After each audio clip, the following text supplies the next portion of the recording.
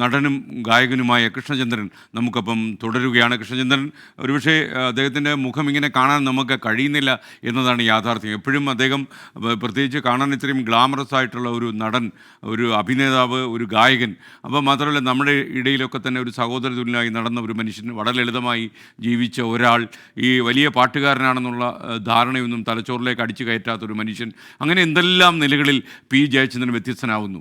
താങ്കളുടെ വ്യക്തിപരമായ അനുഭവം എങ്ങനെയായിരുന്നു അദ്ദേഹത്തിൻ്റെ കൂടെ നടക്കുമ്പോൾ? അല്ല, അദ്ദേഹത്തിൻ്റെ പാട്ടുകളെ പറ്റി പറയാറേയില്ല.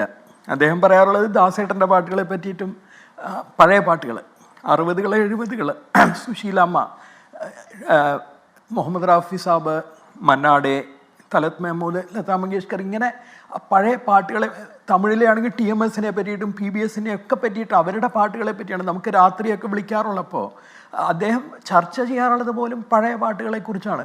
എൻ്റെ അടുത്ത് വളരെ രസകരമായിട്ട് പറഞ്ഞത് സുശീലാമ്മയുടെ ഒരു പാട്ട് അദ്ദേഹം ഇങ്ങനെ പാടി തന്നിട്ട്, വസന്തത്തിൽ ഓർനാൾ എന്നൊരു പാട്ടുണ്ട്, അത് പാടിയിട്ട് ചേട്ടൻ പാടി തന്നിട്ട് പറയാണ്, എടോ കൃഷ്ണ, അവർക്ക് പോലും അറിയില്ല അവർക്ക് ഇത്രയും കഴിവുണ്ടെന്നുള്ളത് എന്നാണ് ചേട്ടൻ പറഞ്ഞത്. അതാ ചേട്ടന് ഒരു കാര്യം അവതരിപ്പിക്കുന്നതിൽ ഒരു ഭയങ്കര എന്താണ് പറയുക, ഒരു നർമ്മം കത്തി പറച്ചിലുണ്ട്. അത് നമുക്ക് മറക്കാൻ പറ്റില്ല. അതൊക്കെയാണ് നമുക്ക് നഷ്ടമാവുന്നത്. ചേട്ടൻ്റെ പാട്ടുകൾ നമുക്ക് ഇനിയും കേൾക്കാം, പക്ഷേ ചേട്ടൻ എന്നുള്ള വ്യക്തി ഇങ്ങനെ പറയുന്ന പഴയ കാര്യങ്ങളും. മധു ബാലകൃഷ്ണൻ എന്നുള്ള പാട്ടുകാരനെ വലിയ ഇഷ്ടമായിരുന്നു ചെറുപ്പക്കാരിൽ. അപ്പോൾ മധുവിൻ്റെ കൂടെ ഇരിക്കാൻ വലിയ താല്പര്യമാണ്. കാരണം മധു പറയുന്ന കാര്യങ്ങൾ, എന്നിട്ട് മധു ഇങ്ങനെ പറഞ്ഞു, മധു അങ്ങനെ പറഞ്ഞു എന്ന് നമ്മളുടെ അടുത്തൊക്കെ വന്ന് പറയും. മധുവിനെ വലിയ കാര്യമായിരുന്നു പുതിയ ജനറേഷനിൽ.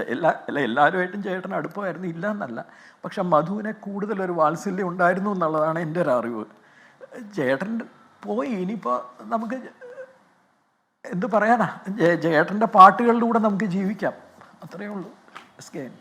Okay, thank you Krishnachandran.